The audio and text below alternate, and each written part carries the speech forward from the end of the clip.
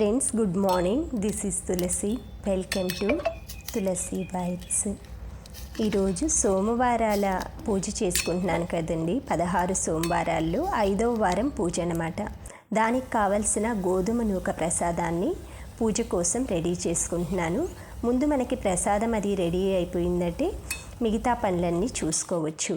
పూజకు కావాల్సినవన్నీ రెడీ చేసుకుంటూ టీవీలో శివాష్టోత్రాలు, శివ శ్లోకాలు, అభిషేకాలన్నీ కూడా సోమవారం రోజు భక్తి ఛానల్లో వేస్తూ ఉంటారు. అది ఆన్ చేసేసుకొని పూజకు కావాల్సినవన్నీ రెడీ చేసుకుంటూ ఉంటే ఒక పాజిటివిటీ, ఏదో ఒక టెంపుల్లో పూజ చేస్తున్నాము, అభిషేకం చేస్తున్నాము అన్న ఫీలింగ్ అయితే కలుగుతుందండి నాకు. అందుకే అలా అన్నీ రెడీ చేసుకుంటూ పూజకు కావలసినవన్నీ కూడా స్తోత్రాలు ఇవన్నీ వినటం. మనకి అరుణాచల శివ పాట ఉంటుంది కదా, అది నాకు చాలా ఇష్టం అన్నమాట. ఆ పాట పెట్టుకొని కొంతసేపు ఆ పూజకు కావాల్సినవన్నీ రెడీ చేసుకుంటూ ఉంటాను. ఈ పూజకి నేను వీడియోస్లో చెప్పే ఉన్నాను మీకు. చాలా వీడియోస్లో కూడా మీకు చూస్తే తెలుస్తూ ఉంటుంది. దీనికి కావాల్సింది పుట్టమన్ను అన్నమాట. యూట్యూబ్లో నేను బంకమట్టి కూడా చేసుకోవచ్చు అని చెప్పారండి ఒకళ్ళు. కానీ పుట్టమన్నుతో చేస్తేనే మనకి శ్రేష్టం అన్నమాట. మనకి మీరు పుట్టల చుట్టూ అలా వెళ్ళి సిటీస్లో ఉన్న వాళ్ళు తిరగాలన్నా కష్టంగా ఉంటుంది కాబట్టి మనకి పూజా స్టోర్స్ ఉంటాయి కదా, మీకు అక్కడ లభిస్తాయన్నమాట. పూజా స్టోర్ ఎక్కడికైనా వెళ్ళేసి మీరు పుట్టమన్ను అంటే మనకి 50 గ్రామ్స్ 100 గ్రామ్స్ నుంచి కూడా ప్యాకింగ్ చేసి ఇస్తారు. ఒక్కసారి మనం 1 కిలో ప్యాకెట్ అలా తెచ్చుకున్నామంటే మనకి 16 వారాలకి సరిపడా శివలింగాల్ని చేసుకోవచ్చు. ఫస్ట్ మీరు శివలింగాన్ని చేసుకోవటానికి ఏదైనా ఒక ఇత్తడి పళ్ళెం కానీ రాగి పళ్ళెం కానీ, స్టీల్వి ఎక్కువ వాడద్దండి పూజలో మనం తయారు చేసుకోవటానికైనా కూడా. ఇత్తడి రాగి అవైలబుల్ లేని వాళ్ళు అట్లీస్ట్ మనకి అరిటాకు కానీ బాదమాకు కానీ ఇలాంటి వాటిలైనా శివలింగాన్ని తయారు చేసుకోండి మట్టితో పాటు. ఇలా మనకి నచ్చిన ఆకృతిలో శివలింగాన్ని మనం మన మనస్సుకి ఎలా అనిపిస్తే అలా రెడీ చేసుకోవచ్చు. తయారైపోయిన తర్వాత ఇలా 3 నామాలు అడ్డంగా విభూతితో పెట్టుకోవాలి. తరువాత కుంకుమతో ఒక నామం నిలువుగా పెట్టుకోవాలి. శివలింగం అయితే రెడీ అయిపోయిందండి. దీనికి కావలసిన పూజకి ఇవన్నీ కూడా ప్రతి వీడియోలోనే చెప్తూ ఉన్నాను. ఈసారి ఆ శివ పూజకు సంబంధించిన కథలు కూడా పూజ వివరిస్తూ కథలు కూడా చదువుతాను. ఈరోజు మాత్రం మనం శివుడు గురించి ఒక ప్రత్యేకమైన శ్లోకము, దాని భావము, అర్థం అవన్నీ కూడా చెప్తాను. ఈ పూజ వీడియో చూస్తూనే వినండి. యదా మోక్షమవాప్నోతి అన్యత్ర చ తదా క్వచిత్ కామం హ్యత్ర మృతో దేవి జంతుర్మోక్షాయ కల్పతే కామం భుంజన్ స్వపన్ క్రీడన్ కూర్వాన్ హి వివాదః క్రియాః అవిముక్తే త్యజేత్ ప్రాణాన్ జంతుర్మోక్షాయ కల్పతే. దీని భావము, మనకి వేరే క్షేత్రాలు, ఇతర క్షేత్రాల్లో ఎక్కడా కూడా లభ్యం కాని మోక్షము కాశీలో లభిస్తుందంటండి. ఈ క్షేత్రంలో మరణించిన వారికి ప్రతి జీవి కూడా మోక్షానికి అర్హుతవుతాడట. భోజనం సమయంలో, నిద్ర సమయంలో, ఆటలు ఏ అవస్థలో మరణించినా కూడా కాశీ క్షేత్రంలో మోక్షం లభిస్తుందట. ఈ శ్లోకం యొక్క భావము, మనకి అష్టదిక్పాలకల్లో ఇంద్రుని నగరం కూడా అమరావతి. ఈ విషయం అందరికీ తెలుసు, కానీ మిగతావి కూడా ఉన్నాయన్నమాట. ఈ మిగతా నగరాలన్నీ ఏవి, మిగతా దిక్పాలకులు ఉంటారు కదా మనకి. అష్టదిక్పాలకులు అంటే 8 మంది అన్నమాట. 8లో ఒకటి అమరావతి. మిగతావి తేజస్విని, వైవస్వతి, కృష్ణవర్ణ, శుద్ధవతి, గంధవతి, అలక, యశోవతి అని ఈ నగరాలని పేర్లున్నాయన్నమాట. మిగతా 7టికి ఇవన్నీ కూడా మనకి లింగ పురాణం అని ఉంటుంది బుక్, అందులో మనకి లభిస్తాయన్నమాట. వశిష్ఠ మహామునికి 9 కుమారులు ఉండేవాళ్ళు. వాళ్ళు ఒక శాపం వలన రుధిరుడు అనే రాక్షసుడు వీళ్ళందరినీ భక్షిస్తాడు, అంటే తినేస్తాడు.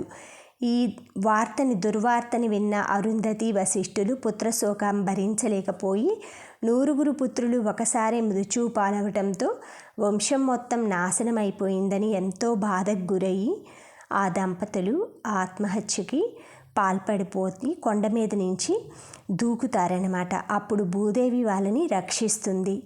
ఆత్మహత్యా ప్రయత్నం అవి చేసుకోకూడదు. అదే సమయంలో వశిష్ఠుని పెద్ద కోడలు అదృశ్యంతి అక్కడికి వస్తుందన్నమాట.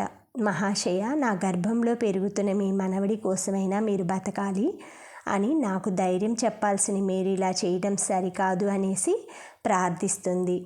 అరుంధతి ఆమెను ఓదార్చి అప్పుడు ఆకాశం నుండి మహావిష్ణువు, మహర్షి, నీ కుమారులలో శక్తి కుమారుడగు నీ మనవుడు నాతో సమానం కాగలడు, శివపూజ పారాయణుడవుతాడు, శివుని ప్రభావంతో నీ వంశం ఉద్ధరింపబడుతుంది అని పలికి అదృశ్యమైపోతాడు.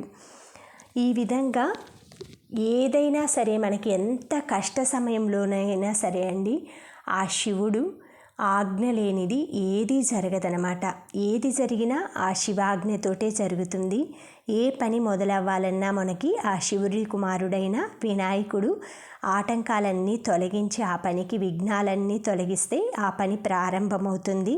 మనం చేసే ప్రతి పని కూడా ఆ శివుడి ఆజ్ఞ లేనిది చేయం కాబట్టి ఈ విధంగా శివుడు వినాయకుడు ఇద్దరూ కూడా మనకి మన చేసే ప్రతి పనిలో మనకి వెన్నుంటి నడిపిస్తూ ఉంటారు. ఈ విధంగా మనం శివ పూజ చేయటానికి చాలా కారణాలు ఉన్నాయండి. చాలామందికి భక్తి ఉంటుంది, నమ్మకం ఉంటుంది, కొంతమందికి భక్తి ఉండదు, నమ్మకం ఉండదు. అలా అని ఎవరిని కూడా మనం ప్రోద్బలం చేయకూడదు. మన మనస్సులో అనిపించాలి పూజ చేయాలి అని. మనం పట్టుకొచ్చి లాక్కొచ్చి ఎవరి కోసమో ఈరోజు రేపు చేయించగలం. మనం బలవంతం మీద ఎవరినైనా ప్రతిరోజు కూడా ఆ భగవంతుడి నామస్మరణ చేయాలి అని మనం మనస్సు కనిపించాలి. మనంతట మనకి పరివర్తన కలగాలన్నమాట. ఇన్ని అవకాశాలు, ఇన్ని పూజ చేయటానికి, సమకూర్చుకోవటానికి మనకి అన్ని జ్ఞానాన్ని ప్రసాదించిన ఆ భగవంతుడి కోసం మనం ప్రతిరోజు ఒక్క 10 నిమిషాలైనా సరే మనస్ఫూర్తిగా ఏకాగ్రతతోటి ఒక్క పుష్పము అలా సమర్పించి ఆ భగవంతుడికి 2 చేతులు జోడించి ప్రణామం చేస్తే ఆ భగవంతుడి యొక్క దయ మన కుటుంబం పైన, మన పిల్లల పైన, అందరిపైన, సమస్త జనులు కూడా అండి సుభిక్షంగా ఉండాలంటే ఆ భగవంతుడి లేనిది ఏదీ లేదన్నమాట. ఎంత సైన్స్ టెక్నాలజీ డెవలప్ అయినా కూడా ఆ దేవుడి యొక్క ఆజ్ఞ లేనిది ఏదీ జరగదనమాట. ప్రతి దాంట్లో కూడా భగవంతుడి యొక్క ప్రమేయం ఉంటుందనేది నేను గట్టిగా విశ్వసిస్తానండి. ఎవరి నమ్మకం వాళ్ళకు ఉంటుంది. పూజ అంతా కూడా ఇలా అన్నీ ముగియగానే కొబ్బరికాయ అది కొట్టేసేసి హారతి అది ఇచ్చి స్వామి దగ్గర పెట్టిన ప్రసాదం ఉంటుంది కదా, గోధుమ నూక ప్రసాదం. దీన్ని ప్రతి వారం కూడా ఆ పెట్టిన ప్రసాదాన్ని 3 భాగాలుగా చేసి ఒక భాగం మన ఇంట్లో వాళ్ళం స్వీకరించాలి, కుటుంబ సభ్యులు. ఇంకొక భాగం వచ్చి ఎవరైనా శివభక్తులకి సమర్పించాలి. ఇంకొక భాగం ఆవులు, పక్షులు ఇలాంటివి ఏదైనా వాటికి సమర్పించాలన్నమాట.